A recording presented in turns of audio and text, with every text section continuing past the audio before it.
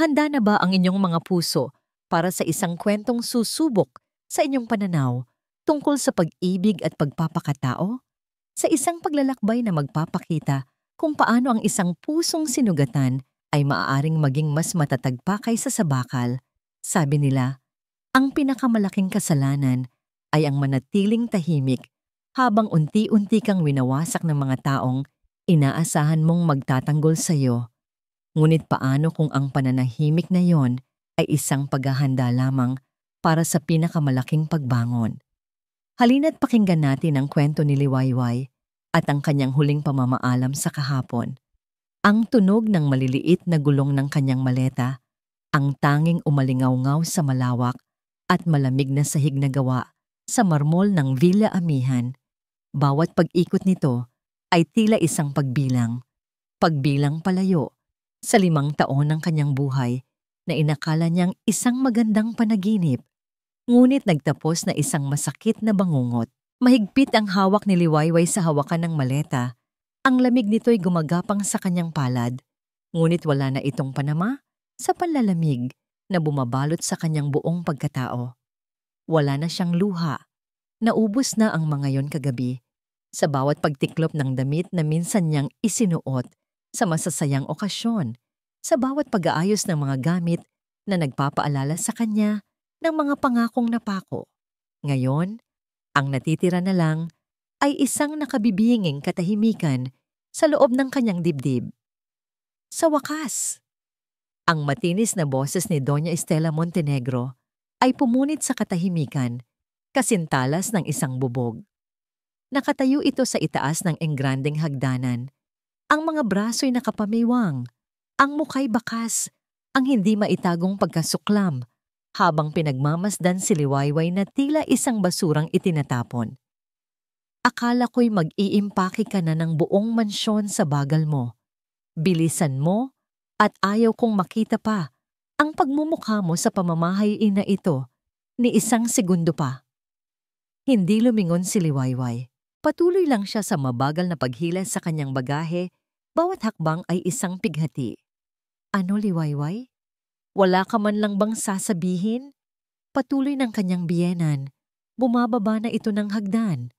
Ang tunog ng takong nito'y tila martilyong ipinupukpok sa ulo ni Liwayway. Wala ka man lang bang pasasalamat sa 5 taon na pag-aaruga namin sa'yo? 5 taon kitang pinakain, dinamitan, at pinatira sa bahay na ito. At ito lang ang isusukli mo? Ahas ka talaga. Doon na napahinto si Liwayway. Dahan-dahan siyang lumingon. Ang kanyang mga matay walang emosyon. Ngunit sa loob-loob niya'y kumukulo ang isang bulkang matagal nang natutulog. Pasasalamat, Doña Estela? Mahinang tanong niya. Ang boses ay bahagyang paos. Para saan po? Sa araw-araw na pagpaparamdam ninyo sa akin na isa lang akong palamunin? Sa pagpapamukha ninyo sa bawat bisita na ako ang swerte dahil pinulot ako ng anak ninyo mula sa kung saang lupalop? Isang matunog na tsk ang sagot ni Estela. Lumapit ito at tinuro ang isang maliit na antigong kahon na nasa ibabaw ng side table. Isang music box na gawa sa kahoy, regalo mula sa yumaong lola ni Liwayway. Pati ba itong basura na ito ay dadalhin mo pa? Hindi ito bagay sa mga mamahaling palamuti ng bahay ko. Bago pa man makakilos si Liwayway, isang malakas na kamay ang dumampot sa kahon at walang awang inihagis yun sa sahig. Ang tunog ng nabasag na kahoy at ang biglaang pagtigil ng himig na pamilyar sa kanya ay tila isang punyal na itinarak ng diretso sa kanyang puso. Iyon ang huling bagay na nag-uugnay sa kanyang masayang nakaraan, sa alaala ng kanyang lola. At ngayon, durog na ito, tulad ng kanyang puso. Hindi siya sumigaw, hindi siya umiyak. Tumingin lang siya sa mga pira-pirasong kahoy na nagkalat sa sahig. Isang maliit na bahagi sa loob niya ang tila tuluyan ng namatay sa sandaling iyon. Mama, tama na yan. Isang boses ang umalingaw-ngaw mula sa likuran, si Dario. Ang kanyang asawa, hindi ang kanyang dating asawa. Nakatayo ito roon, hindi man lang makatingin ng diretso sa kanya. Ang lalaking pinangakuan niya ng habambuhay. Ang lalaking nanahimik habang dinudurog ang kanyang pagkatao sa loob ng 5 taon. Tumingin si Liwayway sa kanya. Isang kislap ng pag-asa ang sumilip. Isang hibang na pag-asang baka sakali. Sa huling sandaling ito, ay kakampihan siya nito. Ipagtatanggol siya. Ngunit ang mga salitang lumabas sa bibig ni Dario, ang siyang huling sampal, na gumising sa kanya sa katotohanan. Sumunod ka na lang, Liway. Sabi nito, ang mga matay nakaiwas pa rin, puno ng pagkainis. Para matapos na to, paulit-ulit na umalingaw-ngaw ang mga salitang yon sa isip ni Liwayway. Ganoon lang pala. Isa lamang siyang abala. Isang problemang kailangang matapos na. Ang pag-ibig na inakala niyang pundasyon ng kanilang pagsasama ay wala na. Marahil ay hindi naman talaga naging totoo. Ang lalaking kaharap niya ay hindi na ang Dario na minahal niya. Isa na lamang itong estranghero. Isang duwag. Isang malamig na hangin ang tila dumaan sa loob ng mansyon. Dahan-dahan, tumayo ng tuwid si Liwayway. Nawala ang bakas ng pighati sa kanyang mukha. Napalitan ito ng isang bagay na hindi pa kailanman nakita ng pamilya Montenegro sa kanya. Isang malamig, matigas, at hindi matinag na determinasyon. Itinaas niya ang kanyang baba at sa unang pagkakataon, tiningnan niya ng diretso sa mga mata si Doña Estela. Ang pagbabagong yon ay hindi nakaligtas sa pansin ng matanda. Anoong tinitingin-tingin mo riyan? Hindi ka pa ba aalis? Sigaw ni Doña Estela. Tila nayanig sa biglaang pagbabago ng aura ni Liwayway. Sa huling pagkakataon, pinalakas niya ang kanyang boses. Nais ipamukha kung sino ang may kapangyarihan. Layas, ito ang pamamahay ko. Isang banayad na ngiti ang sumilay sa mga labi ni Liwayway. Isang nangiting hindi umabot sa kanyang mga mata. Hindi po kayo nagkakamali, Doña Estela. Mahinahon niyang sagot. Ang bawat salita ay malinaw at may bigat. Dati. Huminto siya sandali. Hinayaan ang salitang yon na lumutang sa hangin. Pero ngayon, ako na po ang may-ari ng bahay na ito. Sandaling namayani ang isang katahimikang mas mabigat pa kaysa sa chandelier na nakabitin sa ibabaw nila. Ang mga salita ni Liwayway ay tila usok na lumutang sa hangin. Nariyan ngunit hindi ka panipaniwala. Para kay Doña Estela, ang narinig niya ay hindi isang deklarasyon, kundi isang sintomas ng tuluyang pagkasira ng bait. At pagkatapos ng katahimikan, isang halakhak ang pumunit dito. Isang halakhak na puno ng pang-aalipusta at pagkutya, nagmula sa lalamunan ni Doña Estela. Ha! Ha ha ha ha ha! Umalingaw-ngaw ang tawa niya sa buong vilya, isang tunog na nakasusugat. Narinig mo ba yon, Ricardo? Dario? Ang daga ay nag-aastang leon. Nagpapatawa ka ba, babae? Baka sa sobrang sama ng loob mo ay nabaliw ka na. Sumunod na tumawa si Dario, isang tawang alanganin at pilit, tila para lang suportahan ang kanyang ina. Liway, ano bang pinagsasabi mo? Halika na, umalis ka na lang ng maayos. Huwag mo nang pahirapan ang sarili mo. Ngunit si Liwayway ay hindi gumalaw. Hindi rin nagbago ang ekspresyon sa kanyang mukha. Nanatili itong kalmado, malamig, at may distansya. Ang katahimikan niya sa gitna ng kanilang pangungutya ang siyang unang nagdulot ng bahagyang kaba sa dibdib ni Estela. Ang isang taong sumisigaw ay talunan, ngunit ang isang taong tahimik ay mapanganib. Walang sinayang na salita si Liwayway. Dahan-dahan niyang kinuha ang kanyang telepono mula sa bulsa. Isang pindot lang at itinapat niya ito sa kanyang tainga. Ang kanyang mga mata ay hindi bumibitiw sa panonood sa reaksyon ni Doña Estela. Hello? Oo, ngayon na. Dito sa Villa Amihan, salamat. Maikli lang ang tawag. Ibinaba niya ang telepono at muling isinilid sa kanyang bulsa. Pagkatapos ay tumayo lang siya roon, naghihintay, na para bang siya ang reyna sa sarili niyang palasyo at ang mga Montenegro Ang mga bisitang pinatatahimik niya. Ano yan? Tatawag ka ng pulis? Patuloy sa paghamon ni Estela, kahit na ang kaba niya ay unti-unti nang lumalaki.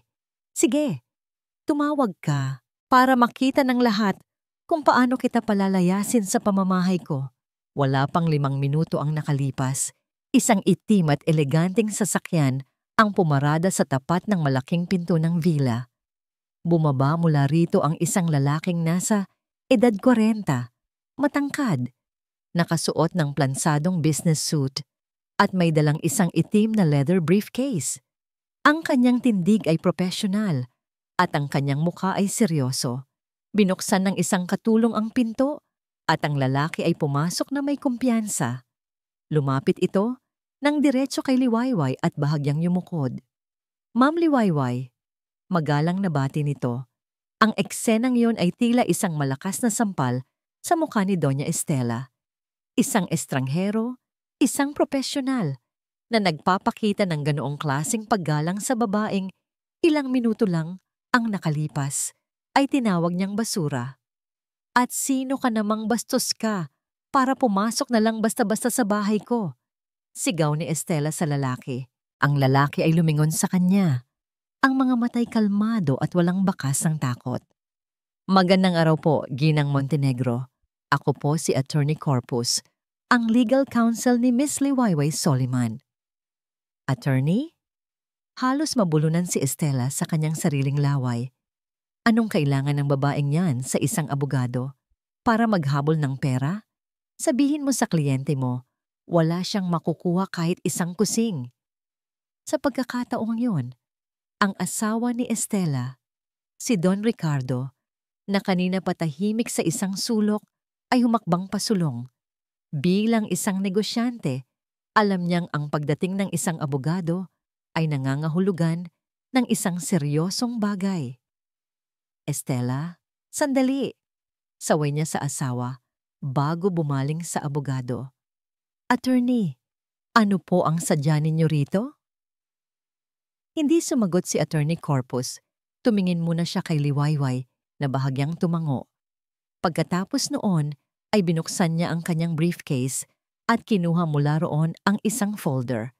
Inilabas niya ang isang makapal na papel, isang opisyal na dokumento. Narito po ako para formal na ipresenta ang katibayan ng pagmamay-ari ng property na ito, ang Villa Amihan. Paliwanag ng abogado sa isang boses na malinaw at matatag. Kinuha ni Don Ricardo ang papel.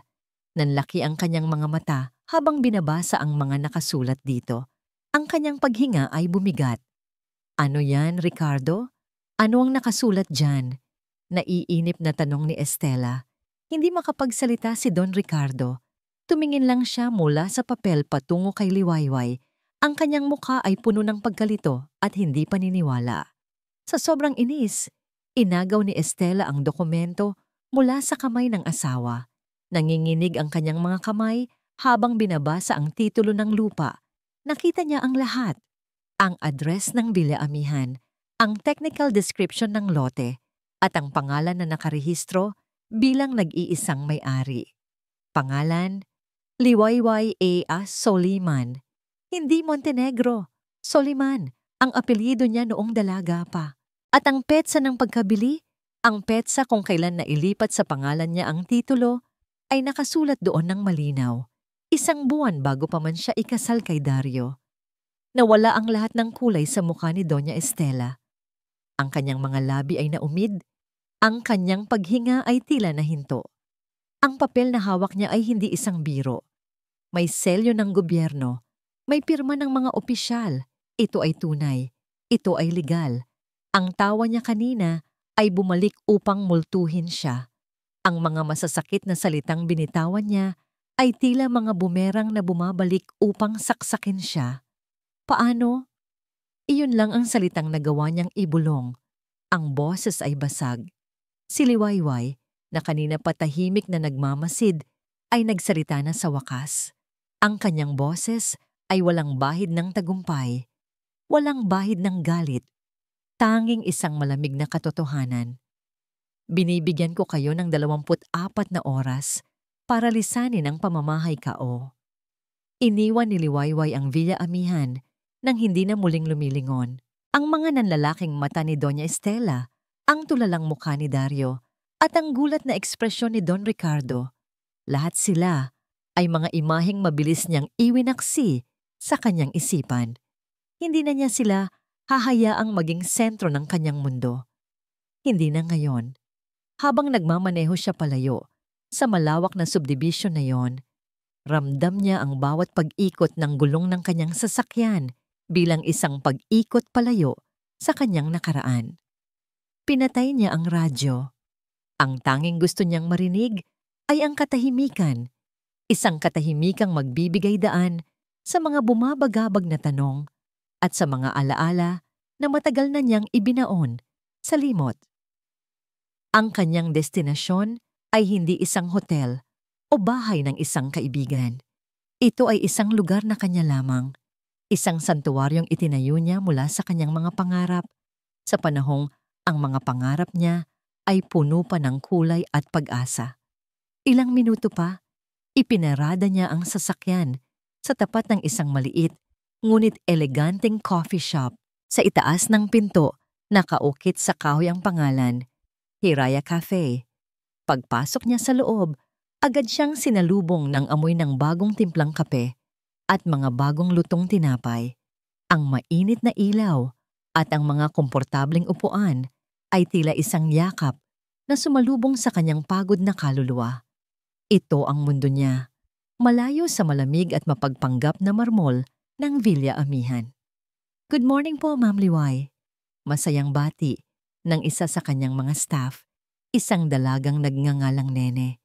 Isang maliit na ngiti ang isinukli ni Liwayway. "Nene, bigyan mo ako ng paborito ko." "Isang mainit na kapeng barako, coming right up." Umupo si Liwayway sa paborito niyang pwesto sa may bintana, kung saan tanaw niya ang mga taong nagdaraan. Dito, isa lang siyang ordinaryong tao, hindi isang Montenegro na kailangang sukatin ang bawat kilos at salita. Habang hinihintay ang kanyang kape, ang kanyang isip ay nagsimulang maglakbay pabalik sa pinagmulan ng lahat.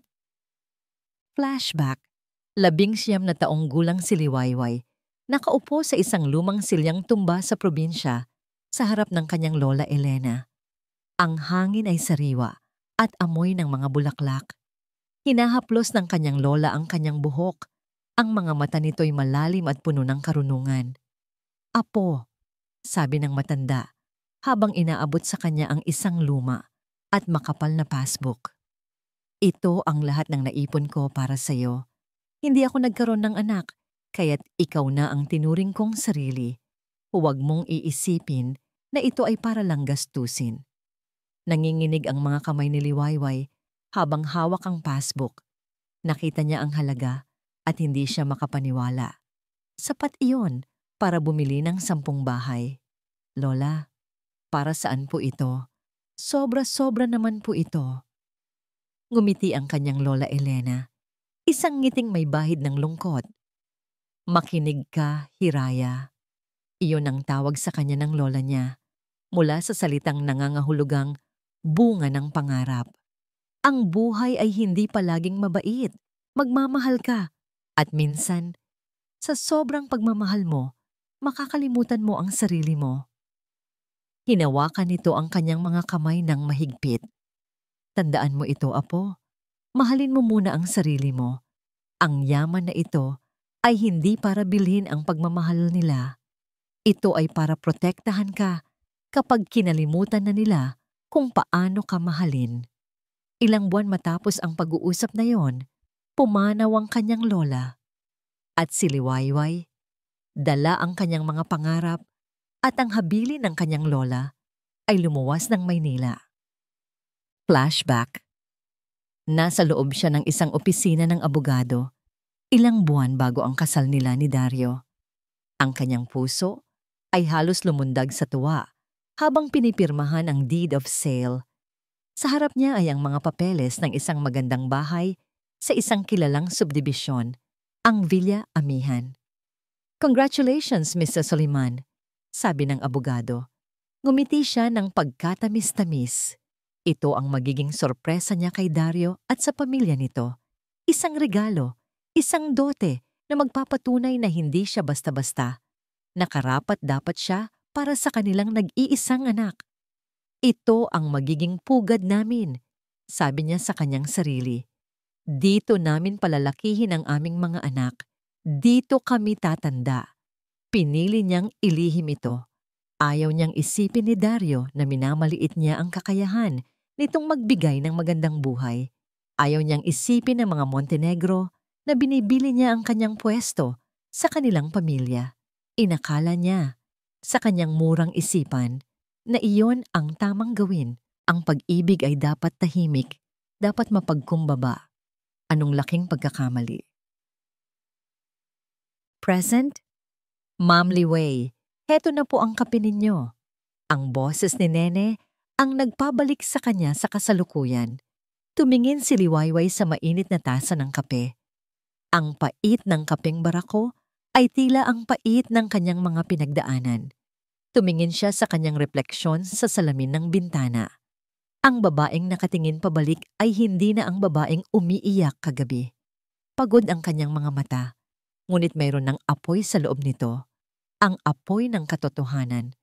Ang habilin ng kanyang lola ay malinaw.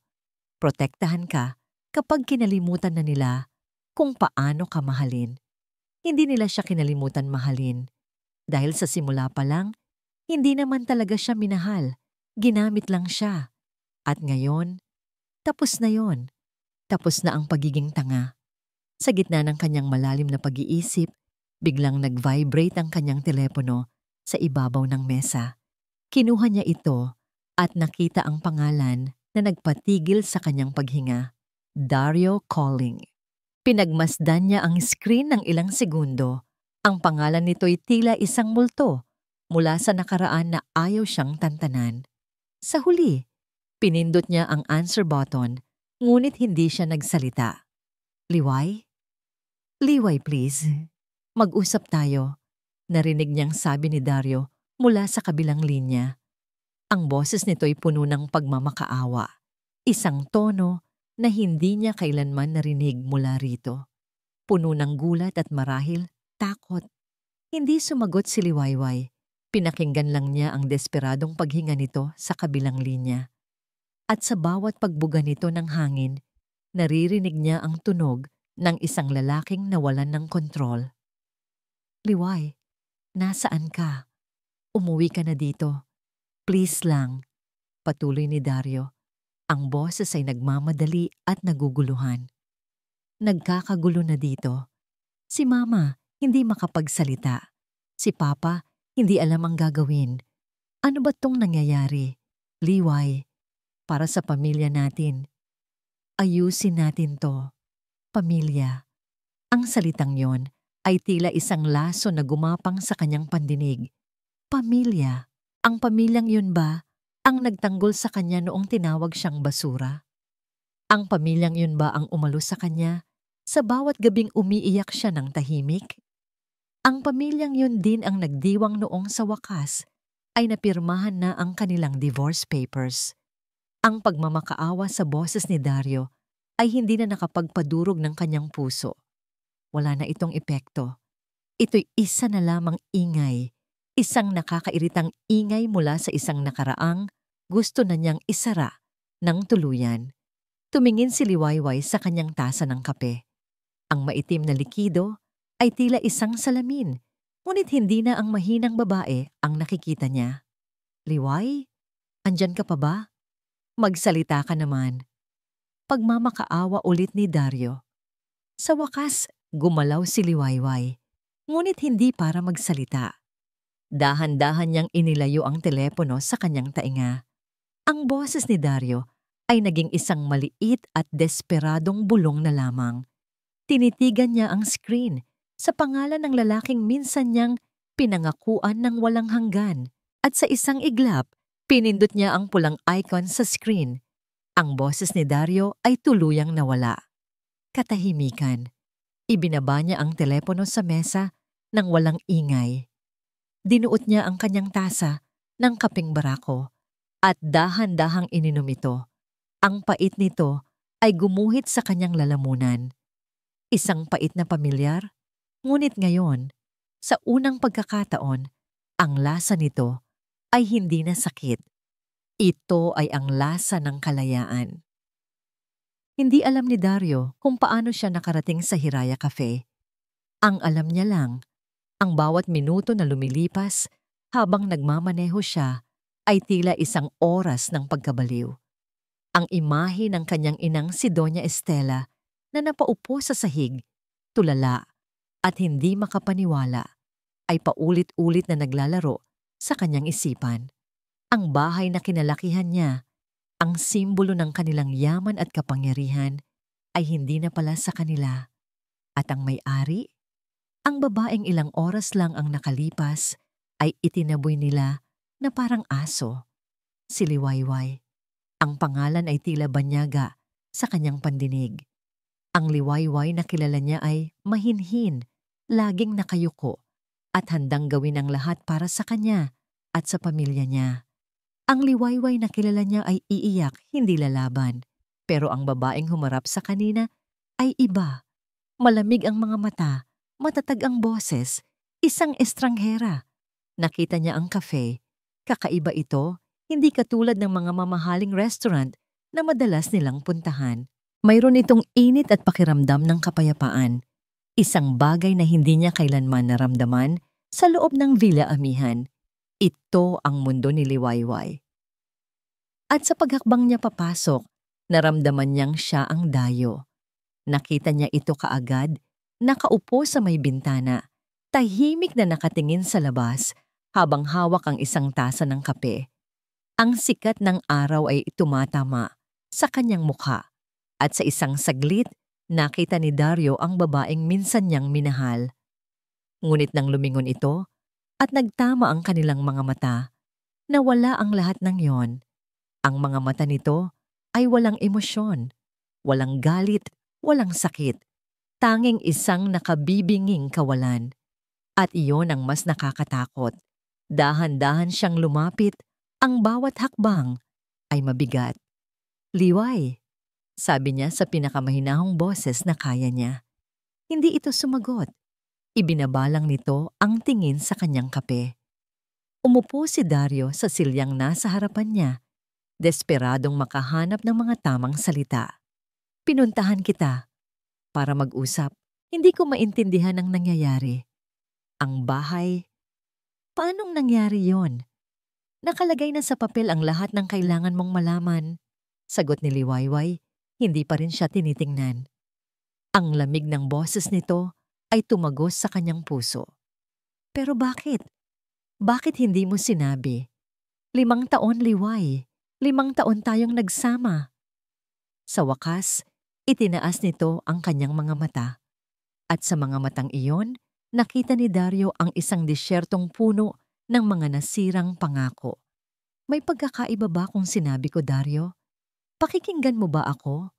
O sasabihin mo lang ulit na huwag kong sasakitan ang damdamin ng mama mo?" Natigilan si Dario. Sa desperasyon, sinubukan niyang abutin ang kamay nito na nakapatong sa mesa. Isang pamilyar na kilos na dati nagpapatahan dito. "Liway, wag naman ganito. Isipin mo yung mga pinagsamahan natin, yung mga masasayang araw." Ngunit bago pa man dumampi ang kanyang mga daliri, mabilis na binawi ni Liwayway ang kanyang kamay na para bang napaso. Ang kilos na yon ay mas masakit pa sa isang sampal. Masasayang araw? Isang mapait na ngiti ang gumuhit sa mga labi ni Liwayway. "Alin doon, Dario? Yung anibersaryo natin na kinalimutan mo dahil mas importante ang party ng kaibigan ng mama mo? O yung panahong ipinaghanda kita ng paborito mong pagkain pero itinapon lang ni mama dahil hindi daw bagay sa mga mamahaling plato niya? At ikaw?" Tumawa ka lang. Bawat salita ay isang dagok. Mga alaala na matagal na niyang ibinaon sa limot, ngunit malinaw na malinaw pa pala para kay Liwayway. O baka ang tinutukoy mo ay yung Pasko na binilhan ako ng pekeng bag ng pinsan mo at pinagtawanan ako ng buong angkan ninyo. Patuloy nito, ang boses ay kalmado pa rin ngunit ang bawat salita ay may talim. Nasaan ka noon, Dario? Oo nga pala. Nasa tabi ka nila. Nakikitawa. Dahil mas madaling saktan ako kaysa tumayo laban sa kanila. Yumuko si Dario. Ang kahihiyan ay tila isang mainit na likidong umakyat mula sa kanyang tiyan patungo sa kanyang mukha. Totoo ang lahat. Walang bawas, walang dagdag. Naging manonood lang siya sa unti-unting pagwasak sa pagkatao ng sarili niyang asawa. At ang pinakamasakit, ni minsan ay hindi niya naisip na mali iyon. Para sa kanya, iyon ay normal. Liway, patawarin mo ko. Halos pabulong niyang sabi. Ang mga salita ay tila naipit sa kanyang lalamunan. Hindi ko alam.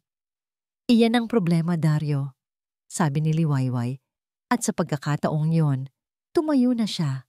Hindi mo alam at hindi mo piniling alamin dahil masaya ka sa komportable mong mundo habang ako ang nagbabayad ng lahat. Nakita ni Dario ang pagbabago. Ang babaeng kaharap niya ngayon ay hindi na ang liwayway na asawa niya. Ang babaeng iyon ay matagal nang namatay sa bawat pananahimik niya, sa bawat pagtalikod niya. Ang nakatayo sa harap niya ngayon ay ang resulta ng lahat ng sakit na yon. Isang taong binuo mula sa mga pira-pirasong winasak nila. Handa na itong umalis. Sa huling pagkakataon, nagsalita si Liwayway. At ang mga salita niya ang siyang tatatak sa isipan ni Dario hanggang sa kanyang pagtulog. Hindi lang bahay ang kinuha ninyo sa akin, Dario. Kinuha ninyo ang pagkatao ko. Huminto ito at tiningnan siya ng diretso sa mga mata. Ang apoy ng determinasyon ay nagliliyab. At babawiin ko ang lahat. Ang katahimikan sa loob ng Villa Amihan ay mas mabigat pa kaysa sa isang puntod. Para kay Don Ricardo, ang bawat segundo na lumilipas ay tila isang butil ng buhangin na nahuhulog sa isang hourglass, hudyat ng kanilang nalalapit na katapusan. Nakaupo siya sa kanyang paboritong silyon sa sala, ngunit ang malambot na balat nito ay hindi na nagdudulot ng anumang kaginhawaan. Isang baso ng mamahaling brandy ang nasa kanyang kamay, ngunit ang lasa nito'y kasing pait ng apdo. Dumating si Dario kanina, ang mukha'y lukot, ang mga balikat ay bagsak. Isang tingin pa lang sa kanyang anak ay alam na ni Ricardo ang resulta. Bigong-bigo. Walang nagawa. Wala. Iyon lang ang sinabi ni Dario bago ito nagkulong sa kanyang silid. Ngayon, silang dalawa na lang ng kanyang asawa ang naiwan sa malawak na sala. Si Estela ay nakatayo malapit sa bintana, nakatalikod sa kanya. Ang tindig ay matigas na parang bato. Mula pa kaninang umaga, pagkatapos ng pag-alis ni Liwayway at ng abogado nito, ay hindi na ito nagsasalita. Ngunit alam ni Ricardo na sa ilalim ng katahimikang iyon ay isang sumasabog na bulkan. Ang 24 oras na palugit ay tumatakbo. 15 oras na lang ang natitira. Hindi tayo aalis. Basag ni Estela sa katahimikan. Ang boses ay mahina, ngunit puno ng lason. Hindi pa rin ito lumilingon. Napapikit si Ricardo at marahang minasahe ang kanyang sentido. Estela, narinig mo ang abogado. Nakita mo ang titulo. Wala tayong magagawa. Doon na ito humarap sa kanya. At ang apoy na kanina pa nito pinipigilan ay tuluyan ng sumiklab sa mga mata nito. Wala tayong magagawa. Ganyan ka na lang ba, Ricardo? Isang duwag na tatayo na lang dyan at hahayaang agawin ng isang hampas lupang babae ang lahat ng pinaghirapan natin. Pinaghirapan natin? Mapait na tanong ni Ricardo. O pinaghirapan ko, habang ikaw ay abala sa mga party at pamimili mo? At sino ang nagbigay sa iyo ng karangalan sa lipunan? Ganti ni Estela. Ang boses ay tumataas na. Kung hindi dahil sa koneksyon ng pamilya ko, saan ka pupulutin? Baka hanggang ngayon ay isa ka pa ring ordinaryong empleyado. At ngayon, sa isang iglap, hahayaan mo lang na mawala ang lahat. Dahil sa isang babaeng wala man lang utang na loob. Tumayo si Ricardo. Ang kanyang pasensya ay tuluyan ng naubos. Utang na loob? Estela, Baka nakakalimutan mo, sa loob ng 5 taon, ni minsan ay hindi mo tinuring na pamilya ang asawa ng anak mo. Tinuring mo siyang katulong, basahan. At ngayon magtataka ka kung bakit ganito ang nangyayari. Kasalanan ko pa ngayon? Halos pasigaw na sabi ni Estela. Dapat ay sinunod mo ako. Sinabi ko na sa'yo noon pa na hindi karapat-dapat ang babaeng yan para kay Dario. Pero pinakinggan mo ba ako? Hindi. At ngayon heto tayo. Tama na. Sigaw ni Ricardo. Isang sigaw na nagpatigil maging kay Estela. Bihira siya ng magtaas ng boses, ngunit ang bigat na daladala niya ay hindi na niya kayang kimkimin. Ang problema ay hindi lang ang bahay. Mas malalim pa roon, mas malala.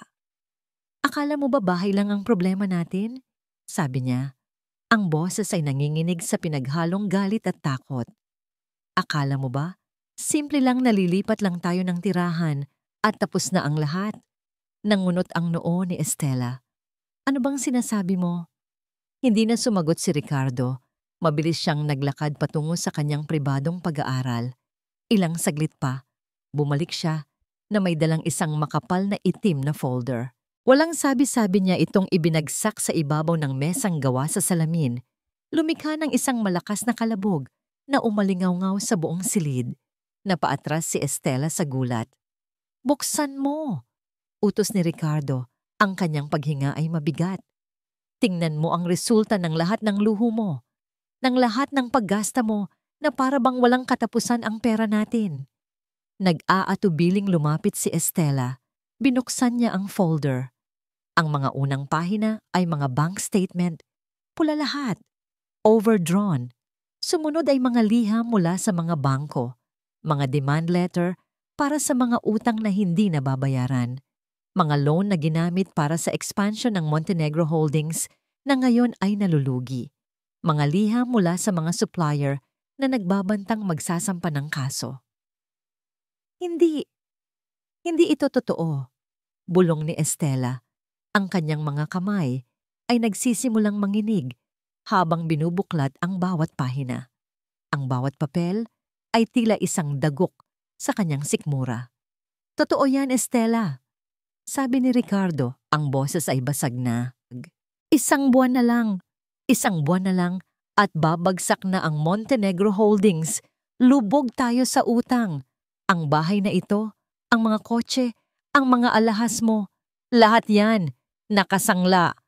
Papel na lang ang yaman natin, Estela. Papel na lang.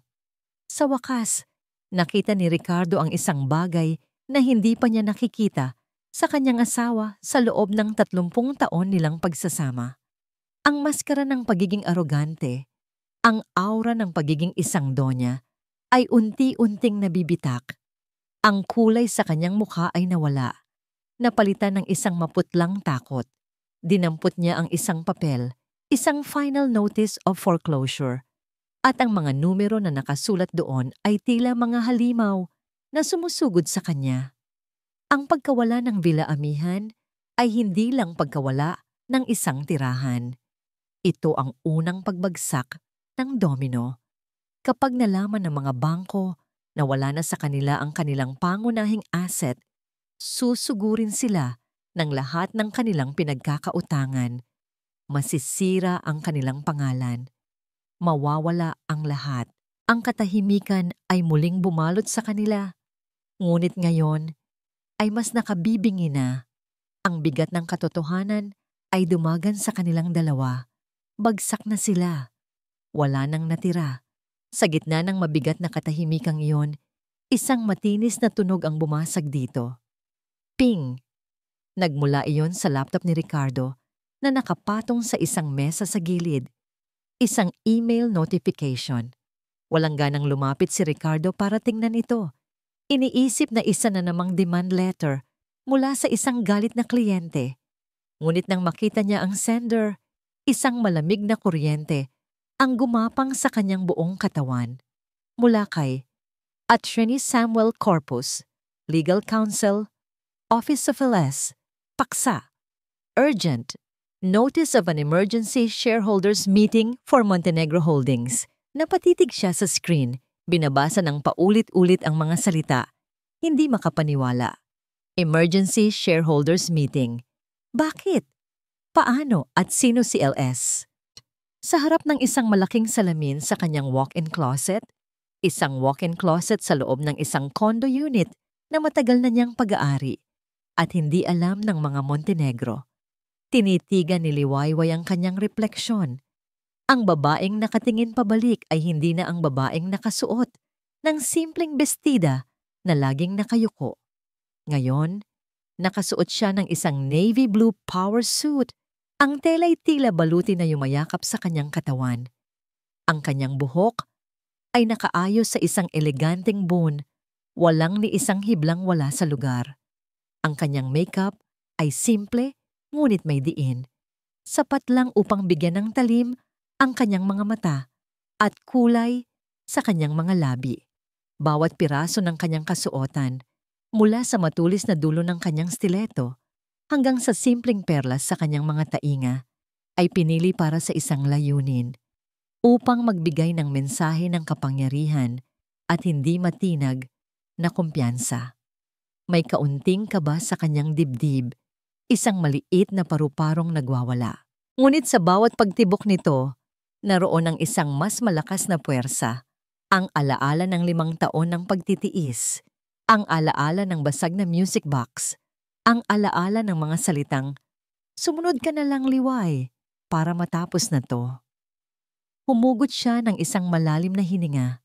Ang kaba ay napalitan ng isang malamig na determinasyon. Tapos na ang panahon ng pagyuko. Ngayon na ang araw ng kanyang pagtayo.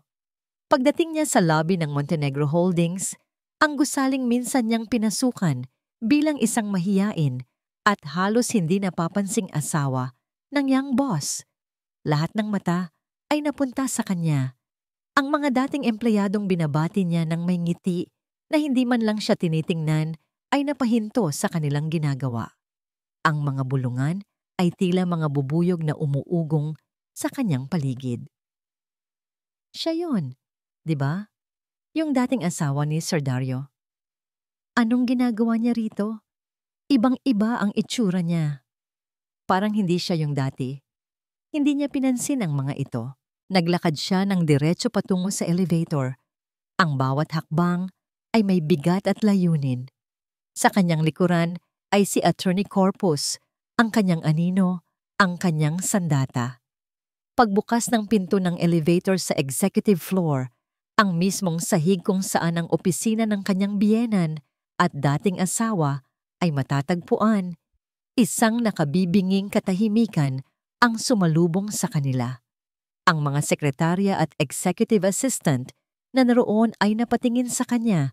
Ang kanilang mga bibig ay bahagyang nakaawang. Ang pinto ng boardroom ay nakasara, ngunit alam niyang naghihintay na sila sa loob. Ang buong board of directors, kasama na ang 3 Montenegro. Huminto siya sa harap ng pinto, ipinikit ang kanyang mga mata sandali, at muling dinama ang apoy sa kanyang kalooban. Pagkatapos, tumango siya kay Attorney Corpus. Binuksan ng abogado ang pinto. Ang lahat ng pag-uusap sa loob ay biglang natigil. 12 pares ng mata ang sabay-sabay na napalingon sa kanila. At sa dulo ng mahabang mesa na gawa sa mahogany, nakita niya sila. Si Don Ricardo, nakaupo sa pwesto ng chairman. Ang muka'y puno ng pag-aalala. Si Dario, sa kanyang tabi, na tila nakakita ng multo. At si Doña Estela, na kahit hindi miyembro ng board ay naroon, nakatayo sa likod ng kanyang asawa na parang isang gray ng bantay, ang mga matay nag-aapoy sa galit at pagtataka. Kalmado, naglakad si Liwayway papasok sa silid. Bawat tunog ng kanyang takong sa sahig ay tila isang anunsyo. Hindi siya umupo. Nanatili siyang nakatayo malapit sa pinto, habang si Attorney Corpus ang naglakad patungo sa harap. "Good morning, members of the board." Simula ni Attorney Corpus, ang kanyang boses ay malakas at malinaw, pumupuno sa bawat sulok ng silid. "Salamat sa inyong pagdalo sa emergency meeting na ito." "Attorney, anong ibig sabihin nito?" Agad na tanong ni Don Ricardo. Sinusubukang bawiin ang kontrol. Sino ang nagpatawag ng pulong na ito? At bakit narito ang babaeng yan? Isang banayad na ngiti ang gumuhit. Sa labi ni Attorney Corpus, ikinonekta niya ang kanyang laptop sa projector at isang logo ang biglang lumitaw sa malaking screen sa likod niya.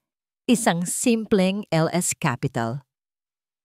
Ako po, sa ngalan ng aking kliyente, ang nagpatawag ng pulong na ito, sagot ng abogado. Pagkatapos, tumingin siya kay Liwayway.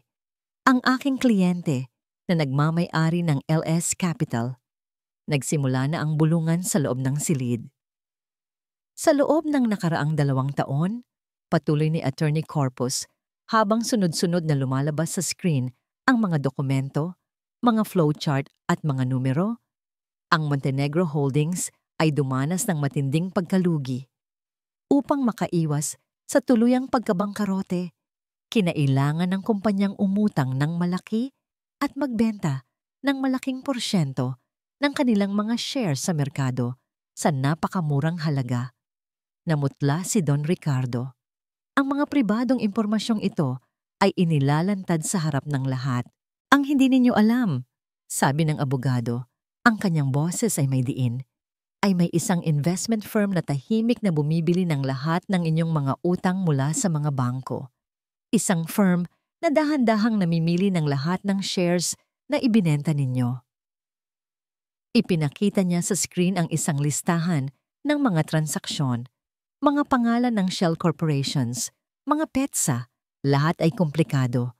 Ngunit ang dulo ng lahat ng ito ay iisa lang. Lahat ng pag-aari ay napupunta sa iisang pangalan, LS Capital. Sino? Sino ang LS Capital na yan? Nanginginig na tanong ng isang board member. Tumingin si Attorney Corpus sa buong silid bago dahan-dahang itinuon ang kanyang paningin sa mag-asawang Montenegro. Ang nag-iisang may-ari ng LS Capital, ang taong sumalo sa Montenegro Holdings mula sa bingit ng kamatayan, ang taong nagmamay-ari ngayon ng lahat ng utang ninyo, at ang pinakamalaking shareholder ng kumpanyang ito na may hawak na 55%. Ihuminto siya sandali, hinahayaan ang bawat salita na bumaon, ay si Miss Liwayway Soliman. Kung may nahulog na karayom sa sandaling iyon, maririnig ito ng lahat. Ang mga panga ng bawat miyembro ng board ay tila nalaglag. Si Dario ay napasandal sa kanyang upuan. Ang kanyang bibig ay nakaawang. Hindi makapaniwala. Si Don Ricardo ay parang binuhusan ng isang drum ng nagyayelong tubig. Ngunit ang pinakamatinding reaksyon ay mula kay Doña Estela. Ang kanyang mukha ay nag-iba-iba ng kulay, mula sa pagkaputla, patungo sa pamumula, hanggang sa maging kulay lila sa sobrang galit at kahihiyan. Ang kanyang mga kamay ay nakakuyom sa likod ng silya ni Ricardo. Ang mga kuko ay bumaon sa mamahaling katad. Sa gitna ng kanilang pagkagimbal, sa unang pagkakataon, mula nang pumasok siya, nagsalita si Liwayway. Ang kanyang boses, hindi malakas, ngunit sapat na para marinig ng lahat. Isang boses na puno ng awtoridad na hindi maikakaila. Bilang majority shareholder, simula niya, ang kanyang mga mata ay nakatuon lamang kay Don Ricardo. I am calling for a vote of no confidence against the current chairman, Mr. Ricardo Montenegro. Ang biyahe pauwi mula sa Montenegro Holdings ay isang nakabibinging katahimikan. Si Ricardo ay nagmamaneho na parang isang robot. Ang mga matay blanco at nakatuon sa daan. Si Dario ay nasa likod, nakayuko, tila isang batang pinagalitan. Ngunit si Doña Estela, hindi siya blanco, hindi siya talunan. Sa loob ng kanyang isipan, isang bagyo ng purong galit ang nagwawala. Ang imahe ni Liwayway, nakatayo roon sa boardroom, nakasuot ng power suit, ang boses ay kalmado, ngunit ang bawat salita ay isang latigo, ay paulit-ulit na umikot sa kanyang isip na parang lason. Ang babaeng minsan niyang tinapakan na parang basahan. Ang babaeng itinuring niyang isang hangal.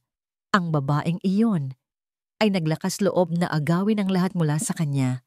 Hindi niya ito matatanggap. Hindi siya si Estela Montenegro, para lang umupo at panoorin ang pagguho ng kanyang imperyo sa kamay ng isang babaeng walang pinanggalingan. Pagdating sa Villa Amihan, ang bahay na sa loob ng ilang oras ay kailangan na nilang lisanin. Dire-diretso siyang pumasok sa kanyang silid at nilak ang pinto. Hindi niya kailangan ang pag-aalala ni Ricardo o ang kahinaan ni Dario. Ang kailangan niya ay mag-isip. Ang kailangan niya ay isang plano. Kung pera ang ginamit ni Liwayway para talunin siya, pera rin ang gagamitin niya para wasakin ito. Ngunit hindi sa paraang inaakala ng lahat.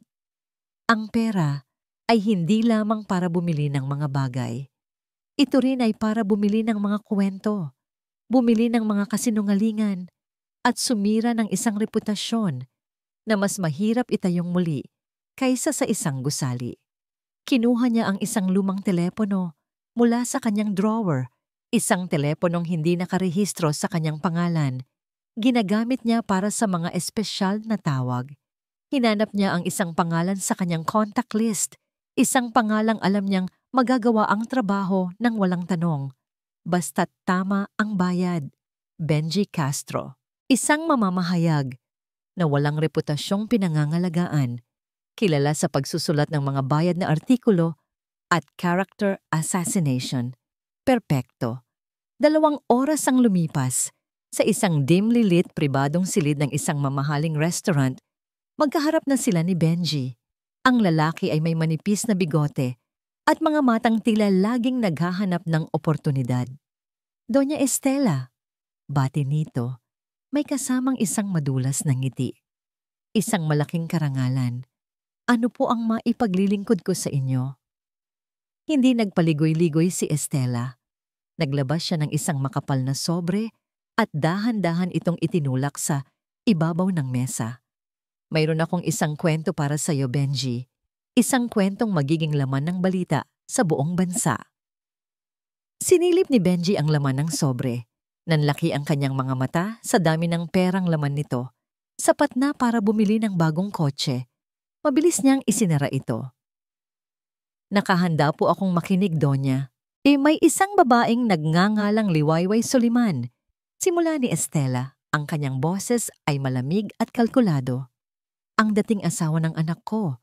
Bigla siyang nagkaroon ng bilyon-bilyong piso. Binili niya ang bahay namin. Binili niya ang aming kumpanya. Ang tanong ng lahat, saan galing ang pera? At ano po ang sagot doon?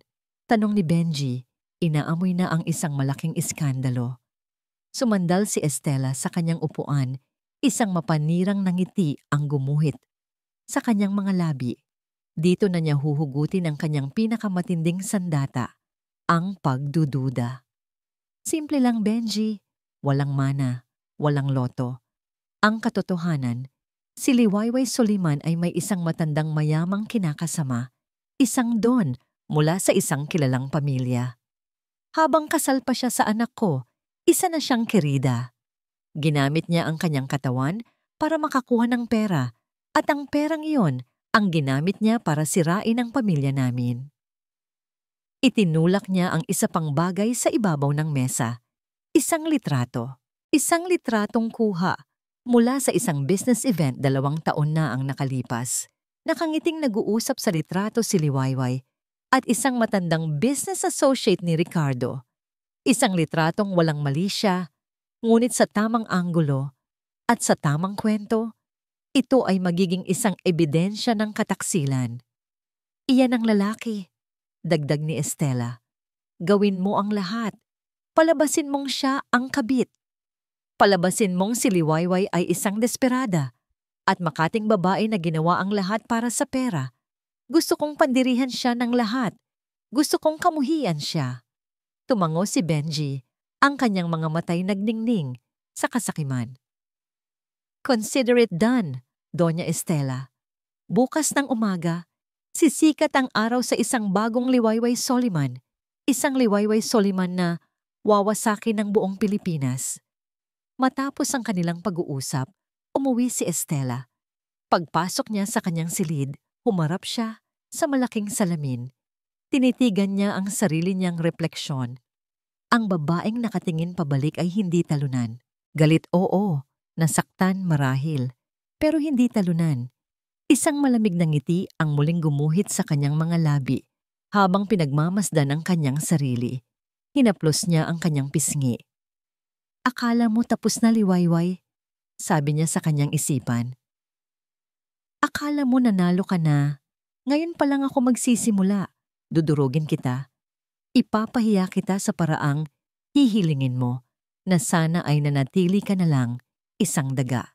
Sa mundo ko, sa mundo ni Estela Montenegro, ako lang ang reyna at walang sino mang aagaw ng korona ko. Kinabukasan, pagsikat ng araw, isang headline ang sumabog sa internet. Mabilis itong kumalat na parang apoy sa social media. Ang sikreto ni Liwayway Soliman, mula sa pagiging api-apihang asawa, paano naging bigla ang milyonarya. Sa ilalim ng headline, naroon ang litrato ni Liwayway na masayang nakikipag-usap sa matandang lalaki. Ang caption ay puno ng paninira at malisyosong mga tanong. Sa loob lamang ng isang oras, libo-libo na ang shares. Ang bawat share, bawat comment ay sanggang ayera si Manbi Banmumbinbimay ay isang dagdag na pako sa kabaong ng kanyang reputasyon. Nagsimula na ang ganti ni Estela. Isang payapang umaga sana yon sa Hiraya Cafe. Ang amoy ng kape, ang mahinang tunog ng jazz music, ang sikat ng araw na dahan-dahang gumagapang sa sahig. Ito ang mga simpleng bagay na nagbibigay ng kapayapaan kay Liwayway. Pagkatapos ng unos kahapon sa boardroom, ito ang kanyang kanlungan. Ngunit ang kapayapaan ay isang marupok na bagay, madaling mabasag. Una niyang napansin ang mga bulungan. Ang kanyang mga staff, na dati masayang bumabati sa kanya, ay tila umiiwas sa kanyang paningin. Nakikita niya silang nagbubulungan sa isang sulok, sumusulyap sa kanya, bago mabilis na mag-iwas ng tingin. Maging ang ilang regular na customer ay tila may kakaibang ikinikilos. Ang kanilang mga matay puno ng pag-uusisa at paghusga. Isang malamig na kaba ang gumapang sa dibdib ni Liwayway. Kinuha niya ang kanyang telepono, iniisip na marahil ay may balita tungkol sa Montenegro Holdings. Ngunit ang bumungad sa kanya ay hindi balitang pangnegosyo. Ito ay isang sunog. Isang nagngangalit na sunog sa social media at siya ang nasa gitna nito. Ang kanyang pangalan ay nagte-trending. Sa tabi nito ay mga salitang hindi niya kailanman inakalang ididikit sa kanya. #Doa, Liwayway the Gold Digger, #kabit ang taon, #Justice for Montenegros.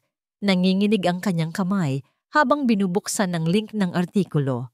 Naroon ang kanyang litrato, nakangiti habang kausap si Don Armando de Villa, isang matandang kaibigan ng kanyang yumaong lola at isa sa mga pinagkakatiwalaan niyang business mentor. Ngunit ang kwento sa ilalim nito ay isang nobela ng kasinungalingan. Bawat pangungusap ay isang patalim, bawat salita ay isang lason. Isang kerida na ginamit ang katawan para sa yaman. Niloko ang butihing pamilya Montenegro. Ang anghel na may sungay ng demonyo. Pagkatapos ay binasa niya ang mga komento. Daan-daan, libo-libo. Kaya pala biglang yaman, haliparot pala. Nakakaawa si Sir Dario. Pinagmukhang tanga ng sariling asawa. Magkano per night, ate? Baka kaya ko rin maging milyonaryo. Huwag nang bigyan ng platform ang mga ganitong babae. Cancel her! Bawat komento ay isang sampal. Bawat share ay isang saksak. Ang hangin sa kanyang baga ay tila naubos. Ang apat na sulok ng kanyang minamahal na cafe ay biglang kumitid. Tila isang kulungang humihigpit sa kanya. Ang mga bulungan sa paligid niya ay hindi na bulong. Para na itong mga sigaw na direktang tumutusok sa kanyang tainga. Sa gitna ng kanyang pagkatulala, tumunog ang kanyang telepono. Si Attorney Corpus. Liwayway! Sabi ng abogado sa kabilang linya. Ang boses ay kalmado ngunit may bigat. Nakita mo na. Huwag kang mag-alala. Alam kong hindi totoo ang lahat ng yan. Paano nila nagawa to? Halos pabulong na tanong ni Liwayway. Ang boses ay bahag. Gawa ito ni Doña Estela. Isang desperadong hakbang ng isang taong natatalo na. Makinig ka sa akin, liwayway. Huwag kang sasagot sa kanila. Huwag kang mag-post ng kahit ano. Huwag kang makikipag-usap sa kahit sinong taga-media. Hayaan mo silang magsalita. Ang bawat kasinungalingan nila ay magiging bala natin laban sa kanila. Magtiwala ka sa akin. Tumango si Liwayway kahit hindi siya nito nakikita. Sige. Pagkababa ng tawag, sinubukan niyang kumalma. Ngunit bago pa man niya mahanap ang kanyang balanse, ang pinto ng Hiraya Cafe ay bumukas ng malakas. Pumasok si Dario, ang muka'y galit na galit. Ang mga matay nag-aapoy. Hindi para ipagtanggol siya, kundi para atakihin siya. Dire-diretso itong lumapit sa kanyang mesa, hindi alintana ang mga matang nakatingin sa kanila. Ano na namang kahihiyan ito, Liwayway? Sigaw nito, sapat na para marinig ng lahat sa loob. Hindi ka pa ba nakontento? Pagkatapos mong kunin ng bahay ang kumpanya, ngayon naman sisirain mo ang pangalan ng pamilya sa ganitong paraan. Tumingin si Liwayway sa kanya, hindi makapaniwala. Ako? Ako ang naninira? Oo, ikaw. Kung hindi ka nag-eskandalo, kung umalis ka na lang sana ng tahimik, hindi mangyayari ang lahat ng ito. Ayan ang napala mo sa pagiging gahaman mo. Ngayon, buong mundo alam na kung anong klaseng babae ka talaga. Pinahiya mo ako. Pinahiya mo ang pamilya ko. Walang luhang pumatak mula sa mga mata ni Liwayway. Napalitan na yon ng isang malamig na pagkamuhi.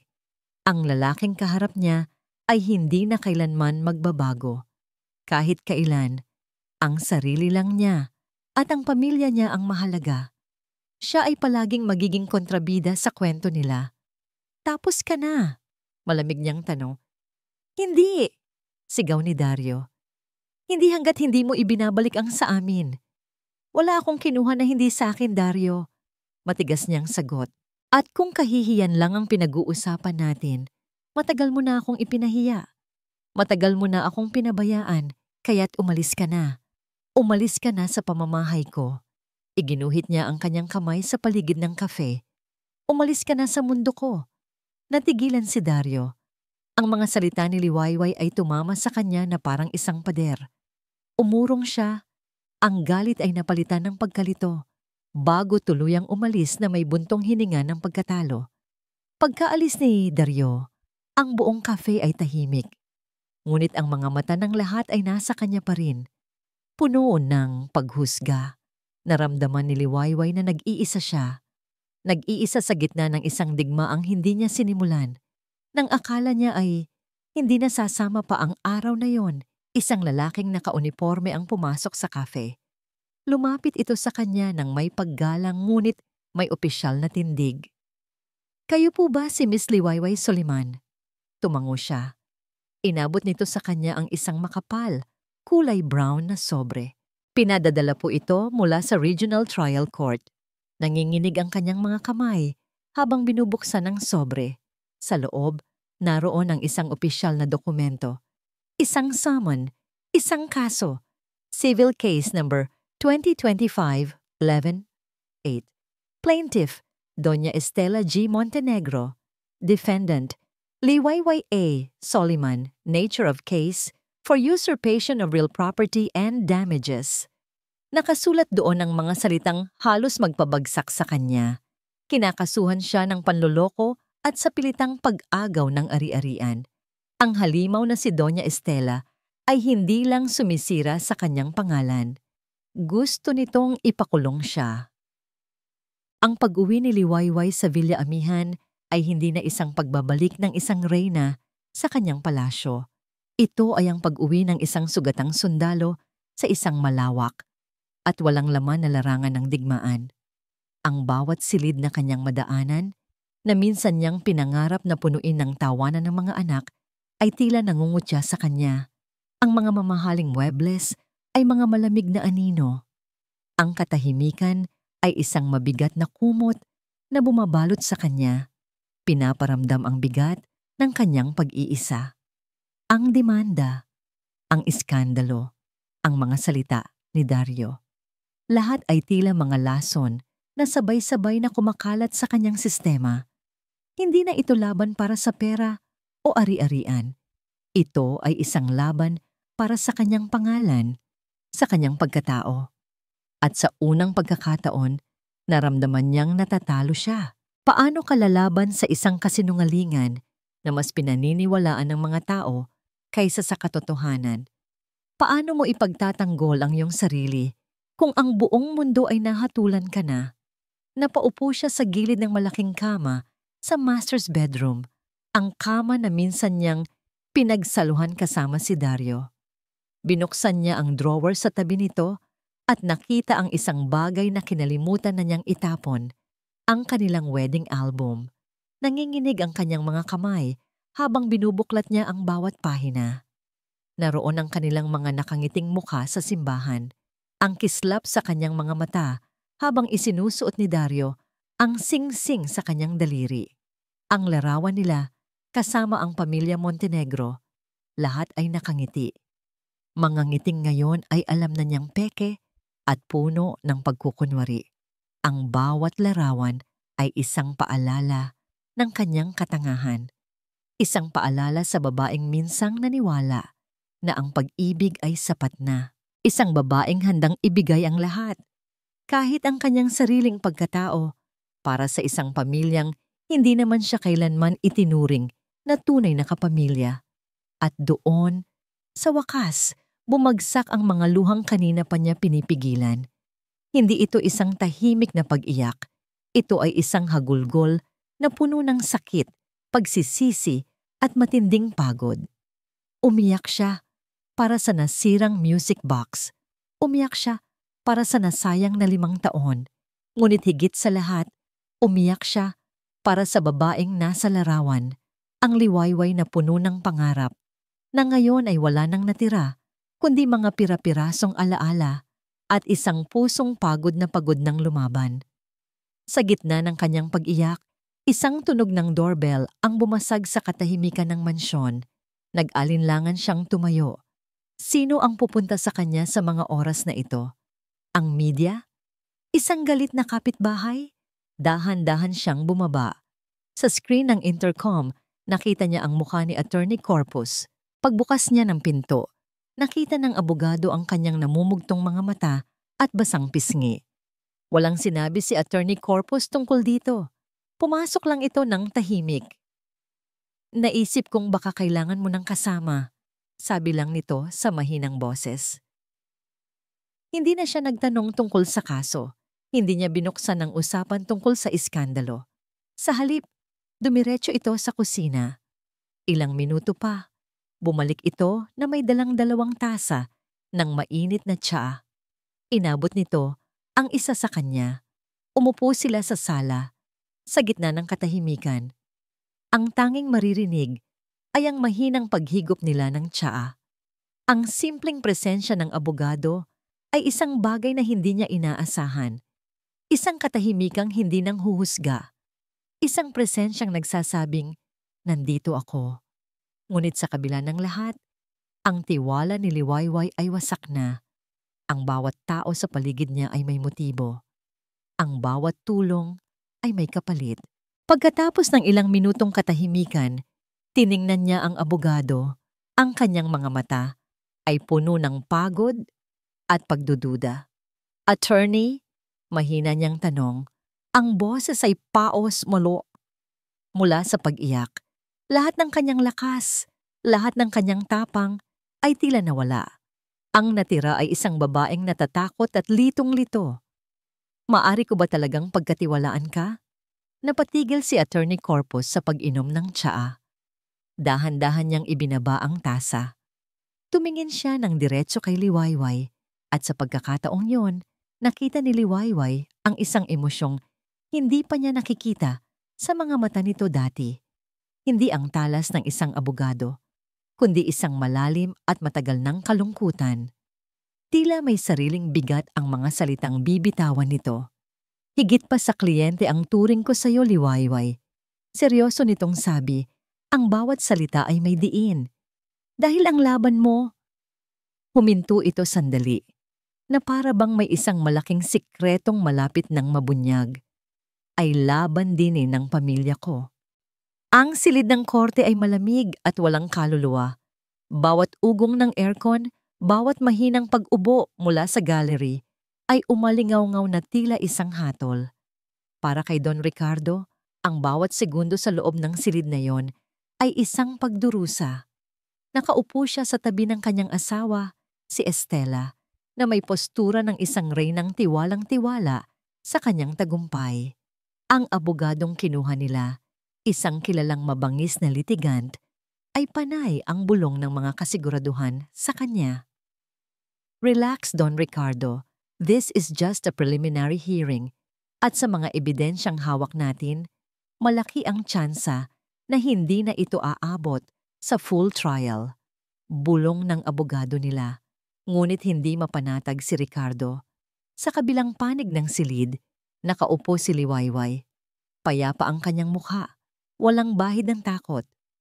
Sa tabi nito ay si Attorney Corpus na abala sa pag-aayos ng kanyang mga dokumento. Ang kanyang kilos ay kalmado at kalkulado. Ang kapayapaang iyon mula sa kabilang kampo ang siyang mas lalong nagpapahina sa kumpiyansa ni Ricardo.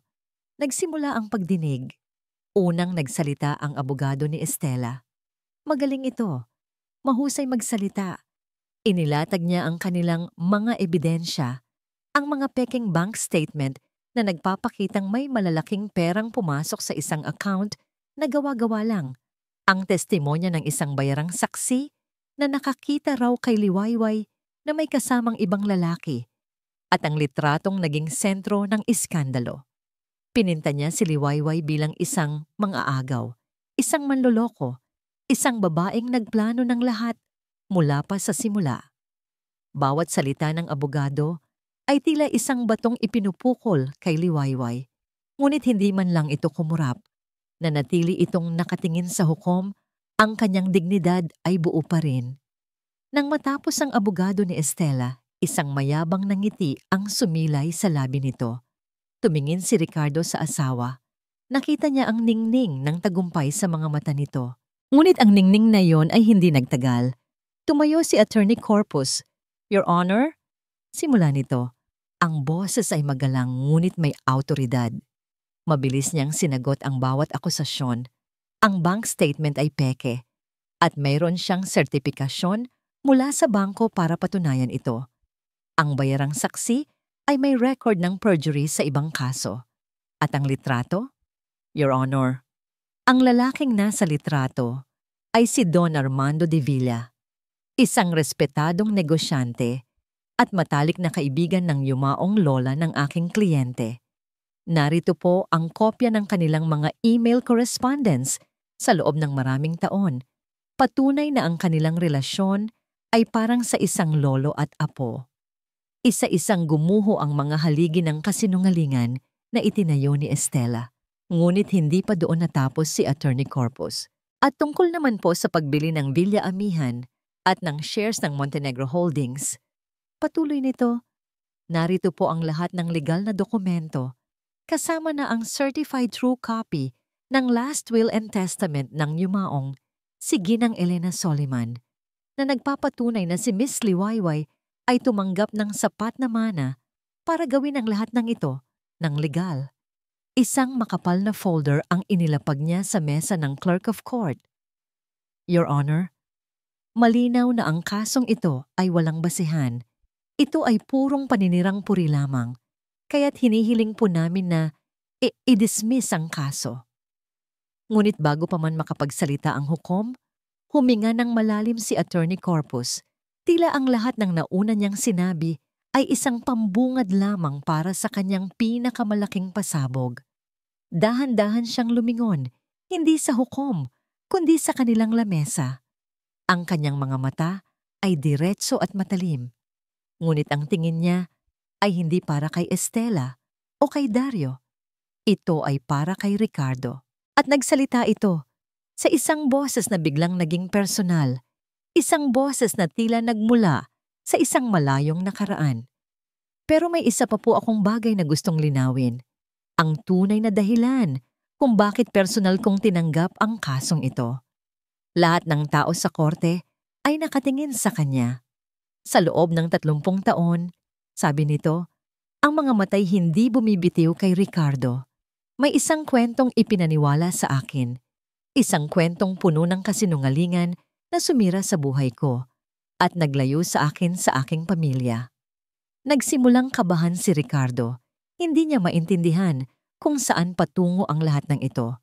May pamilyar sa tindig ng abogado sa paraan ng pagsasalita nito. At pagkatapos, binitawan ng abogado ang salitang gumunaw sa mundo ni Ricardo. Isang salitang simple, ngunit tumagos sa kanyang puso na parang isang kidlat. Kuya, natigilan si Ricardo.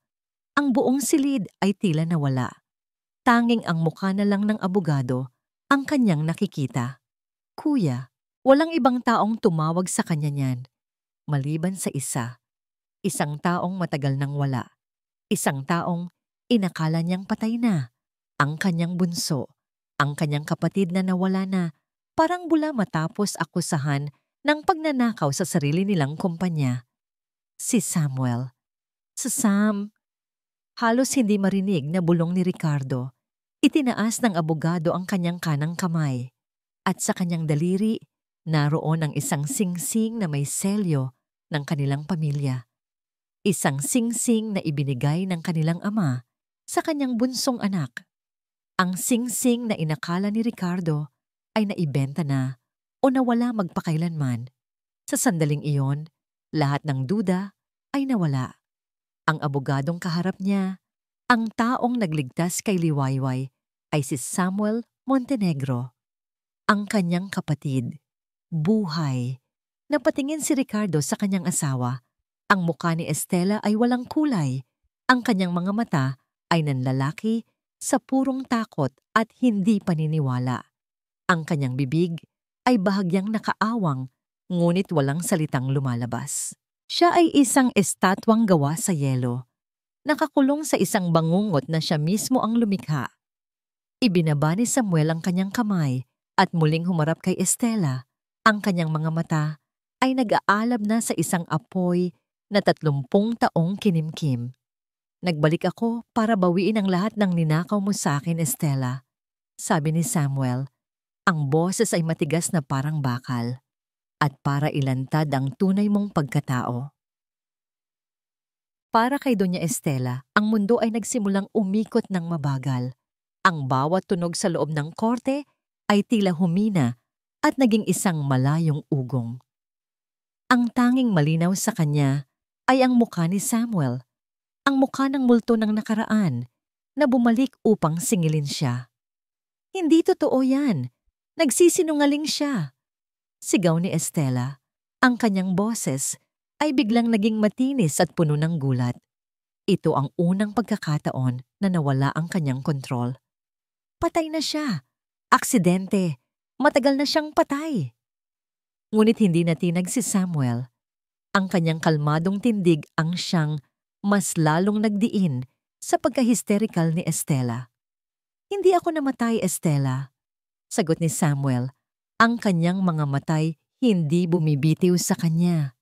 Itinaboy mo ako, tinakot mo ako, at ninakaw mo ang dapat ay para sa akin. Humarap si Samuel sa hukom. Your Honor, kung maaari po, ang mga akusasyon ko po ay hindi walang basihan. Naglabas si Samuel ng isa pang set ng mga dokumento mula sa kanyang briefcase. Mga dokumentong luma na at naninilaw na sa paglipas ng panahon. Nang mamatay ang aming ama, si Don Ignacio Montenegro, paliwanag ni Samuel, naglathala po si Ginang Estela ng isang last will and testament na nagsasabing ang lahat ng yaman ng aming ama ay mapupunta sa panganay na anak na si Ricardo, na asawa niya. Ngunit yun po ay isang kasinungalingan. Inilapag niya ang 2 dokumento sa projector, magkatabi. Parehong may pirma ng kanilang ama, ngunit magkaiba ang nilalaman. Ito po, Your Honor, ang pekeng testamento na ginamit niya. At ito naman, sabi niya, itinuturo ang isa pa, ang orihinal, isang kopya na itinago sa akin ng aming ama ilang linggo bago siya pumanaw. Nakasaad po rito na ang mana ay hahatiin ng pantay sa aming dalawang magkapatid. Isang ekspertong affidavit mula sa isang handwriting analyst ang kasunod na ipinakita. Kinukumpirma na ang testamentong ginamit ni Estela ay isang mahusay na pamimeke. Isang malakas na singhap ang umalingaw-ngaw sa korte. Si Ricardo ay napahawak sa kanyang dibdib, tila hirap huminga. Tumingin siya sa kanyang asawa, hindi bilang asawa, kundi bilang isang estranghera, isang kriminal. Hindi lang yan, patuloy ni Samuel. Ang kanyang boses ay tila martilyong ipinupukpok sa bawat kasinungalingan ni Estela. Upang masigurong wala akong habol, gumawa siya ng isang plano. Inakusahan niya ako ng pagnanakaw sa kumpanya. Gumawa siya ng mga pekeng papeles para palabasin na naglustay ako ng milyon-milyon. Sa mga salitang iyon, isang alaala ang biglang sumabog sa isipan ni Estela. Kasing linaw nang nangyari ito kahapon. Flashback. 30 taon na ang nakalipas. Nasa loob sila ng lumang library ng mansyon ng mga Montenegro. Si Samuel, 22 taong gulang pa lang, puno ng pangarap, ay nanginginig sa harap niya. Si Estela, nasa kasagsagan ng kanyang kagandahan at ambisyon, ay nakatayo na parang isang reyna. Hawak ang mga pekeng dokumentong siya mismo ang gumawa. Ano ito, Estela? Bakit mo ginagawa to? Tanong ni Samuel, ang mga matay puno ng luha at pagkalito. Isang malamig na ngiti ang sagot ni Estela. Simple lang, Samuel, hindi ka bagay dito. Isa ka lang pabigat sa pangalang Montenegro. Si Ricardo ang tagapagmana, hindi ikaw. Pero kapatid ko siya. Pamilya tayo. Pamilya? Tumawa si Estela. Ang pamilya ay kapangyarihan, at sa pamilyang ito, ako ang masusunod. Kaya't pumili ka, Samuel. Umalis ka ng tahimik at huwag nang magpakita kailanman o ipapakulong kita sa salang pagnanakaw. Sisiguraduhin kong mabubulok ka sa bilangguan. Baka nga hindi ka na umabot doon. Ang banta ay malinaw. Ang lamig sa kanyang mga mata ay higit pa sa sapat na patunay na kaya niyang gawin iyon. Walang nagawa si Samuel, kundi ang tumalikod, dala ang basag niyang puso at ang takot para sa kanyang buhay habang si Estela ay naiwang nakangiti sa likod, hawak ang susi sa kanyang bagong kaharian. Present. Estela, ang basag na boses ni Ricardo ang nagpabalik sa kanya sa kasalukuyan. Nakatingin ito sa kanya, ang mga matay puno ng isang emosyong hindi pa niya nakikita dati mula rito. Isang pinaghalong sakit, galit at matinding pandidiri. Para bang sa isang iglap, ang 30 taon nilang pagsasama ay naging isang malaking kasinungalingan. Tumingin si Estela sa kanyang anak. Si Dario, ang kanyang prinsipe, ang kanyang pinakamamahal na anak. Nakatingin din ito sa kanya, ang muka'y puno ng pangingilabot. Ang paghanga sa mga mata ng kanyang anak ay nawala. Napalitan ng kahiyan at pagkasuklam. Ang ina na kanyang sinamba ay isa palang halimaw. Ang mga tingin na iyon, mula sa kanyang asawa, mula sa kanyang anak, mula sa kapatid na kanyang sinira, mula sa buong korte, ay mas masakit pa sa 10 kutsilyo. Ang lahat ng kanyang lakas ay biglang nawala. Ang kanyang mga binti ay tila naging putik. Ang Doña Estela Montenegro, ang reyna ng alta sosyedad, ang babaeng kinatatakutan at iginagalang ng lahat, ay gumuho. Napasigaw siya, isang sigaw na walang tunog habang ang kanyang mga tuhod ay bumigay. Napaluhod siya sa malamig na sahig ng korte. Ang kanyang mamahaling damit ay nagusot. Ang kanyang perpektong ayos ay nasira. Ang maskara ay tuluyan ng nabasag. Ang korona ay nalaglag. Sa harap ng lahat, sa harap ng pamilyang kanyang binuo sa pundasyon ng kasinungalingan, si Doña Estela ay wala nang natira.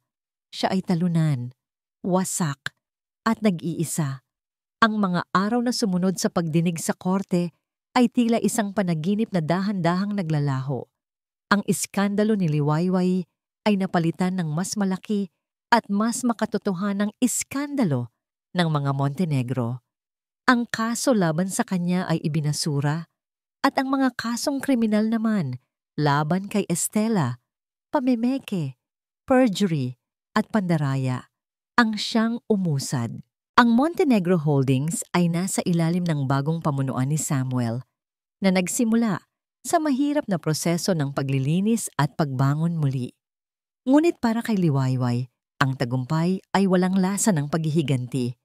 Wala siyang naramdamang tuwa sa pagbagsak ni Estela.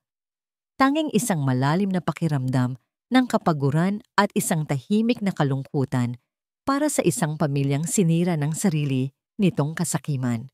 Isang hapon, nakatanggap siya ng isang text message mula kay Dario. Pwede ba tayong magkita sa huling pagkakataon sa park kung saan ako nag-propose sa'yo? Gusto ko lang magpaalam ng maayos. Nag-alinlangan siya, ngunit may isang bahagi sa kanya na nagsasabing kailangan niya ito. Isang formal na pagsasara sa kabanatang yon ng kanyang buhay. Dumating siya sa park. Nakita niya si Dario na nakaupo sa isang bench, nakatingin sa lawa. Ibang-iba na ang itsura nito. Wala na ang yabang, wala na ang kumpiyansa. Ang nakikita niya ngayon ay isang lalaking pagod at tila 10 taong mas matanda. "Salamat sa pagdating," sabi nito nang hindi lumilingon. Umupo si Liwayway sa kabilang dulo ng bench, may sapat na espasyo sa pagitan nila. "Wala ng Montenegro Holdings para sa akin," simula ni Dario. "Nag-resign na ako. Si Tito Samuel. Si Samuel na ang bahala. Si Papa ay tinutulungan siya. Si Mama, nasa bahay ng kapatid niya sa probinsya. Haharapin niya ang kaso." "I'm sorry," mahinang sabi ni Liwayway. At totoo iyon. "Wag," sabi ni Dario. Sa wakas ay lumingon sa kanya. Ang mga mata nito'y puno ng pagsisisi. "Walang kasalanan ang nangyari sa amin, kundi kami lang. Ako ang pinakamalaking may kasalanan sa'yo." Humugot ito ng malalim na hininga. "Patawarin mo ako, Liway. Hindi dahil gusto kong gumaan ang pakiramdam ko, kundi dahil kailangan mong marinig. Patawad sa bawat pagkakataong pinabayaan kita. Patawad sa bawat pananahimik ko. Patawad dahil naging duwag ako. At patawad dahil hindi kita minahal sa paraang nararapat sa'yo." Tumingin si Liwayway sa malayo, sa mga alon sa lawa. Ang mga salitang yon, kung narinig lang niya sana kahit isang beses sa loob ng 5 taon nilang pagsasama, baka nag-iba ang lahat. Ngunit huli na. "Matagal na kitang pinatawad, Dario," sabi niya, at naramdaman niya ang katotohanan sa bawat salita. "Pinatawad na kita noong araw na pinili ko ang sarili ko." Isang mapait na ngiti ang gumuhit sa labi ni Dario. Tumango siya. "Aalis na ako. Magsisimula ako ulit. Malayo dito. Siguro, iyon ang kailangan ko. Ang matutong tumayo sa sarili kong mga paa. Malayo sa anino ng pangalan namin." Tumayo na si Dario. Bago siya tuluyang umalis, muli siyang nagsalita. "Liway, sana maging masaya ka. You deserve it." "Ikaw din, Dario," sagot niya, at pinanood niya ang kanyang dating asawa na maglakad palayo, hanggang sa ito'y maging isang maliit na tuldok na lang at tuluyan ng mawala. Walang sakit, walang galit, tanging isang pakiramdam ng paglaya. Tapos na. Kinabukasan na nagkita sila ni Samuel sa Villa Amihan. "Sigurado ka ba dito?" tanong ni Samuel habang nakatayo sila sa malawak na hardin. "Pagkatapos ng lahat, sayo pa rin ang bahay na ito." Ngumiti si Liwayway. "Mas nararapat ito sa inyo ni Kuya Ricardo. Dito kayo mag-uusap. Dito kayo maghihilom. Ang pamilya ay hindi tungkol sa bahay, Samuel. Tungkol ito sa mga taong nasa loob." Inabot niya ang isang sobre kay Samuel. Nasa loob ang deed of donation. Inililipat ang pagmamay-ari ng Villa Amihan sa pangalan ng magkapatid na Montenegro. "Salamat, Liwayway," sabi ni Samuel. Ang boses ay puno ng emosyon. Hindi lang ari-arian ang ibinalik mo sa akin, ibinigay mo sa akin ang pagkakataong mabuo muli ang pamilya ko. Walang anuman, sagot niya. Utang na loob ko rin sa iyo ang kapayapaan ko. Ang huling eksena ng kwento ay hindi sa isang mansyon o sa isang korte. Ito ay sa Hiraya Cafe. Madaling araw. Ang araw ay hindi pa sumisikat. Si Liwayway ay nag-iisang nakatayo sa labas ng kanyang kafe. Hawak ang isang mainit na tasa ng kape. Tahimik ang paligid. Dahan-dahan, ang kadiliman ay nagbigay daan sa isang kulay kahel na guhit sa kalangitan. Ang mga unang sinag ng araw ay nagsimulang dumampi sa kanyang mukha. Ipinikit niya ang kanyang mga mata. Dinadama ang init, dinadama ang pangako ng isang bagong simula. Ang pangalan niya ay Liwayway. At sa wakas, dumating na ang kanyang bagong umaga. Isang umagang kanya lamang. Isang umagang puno ng kapayapaan, kalayaan, at walang katapusang pag-asa. At dito po nagtatapos ang kwento ng isang babaeng sinubok ng tadhana. Ngunit sa huli ay natagpuan ang sarili niyang liwayway. Mula po sa kaibuturan ng aking puso, nais kong ipaabot ang aking taos-pusong pasasalamat sa inyong lahat. Salamat sa pagsama ninyo sa amin sa bawat kabanata ng kwentong ito, sa bawat pagpatak ng luha, sa bawat pagtibok ng puso, at sa bawat pag-asang muling nabuo. Habang isinusulat ko ang kwento ni Liwayway, hindi ko lamang nilikha ang isang karakter. Nais kong bigyang buhay ang isang boses, ang boses ng maraming kababaihan na tahimik na nasasaktan, tahimik na lumalaban, at tahimik na nangangarap ng kanilang sariling bagong umaga. Ito po ay isang pagpupugay sa inyong katatagan at hindi matatawarang lakas. Sapagkat ang tunay na pagpapatawad ay hindi para sa taong nakasakit sa atin. Ito ay isang regalong ibinibigay natin sa ating sarili. Isang susi upang makalaya mula sa kulungan ng nakaraan. At sa paglaya, doon natin natutuklasan na ang ating halaga ay hindi kailanman nababawasan ng opinyon ng iba at na laging may pag-asa at bagong simula na naghihintay para sa bawat isa sa atin. Ngayon, nais ko namang marinig ang inyong boses. Ano ang pinakapumatak na aral sa inyo mula sa kwento ni Liwayway? Mayroon ba kayong sariling kwento ng pagbangon na nais ibahagi? Iwan niyo po ang inyong mga saloobin sa comment section sa ibaba. Ang inyong mga kwento at ang inyong mga salita ay mahalaga. Hanggang sa muli nating pagkikita sa susunod na kwento.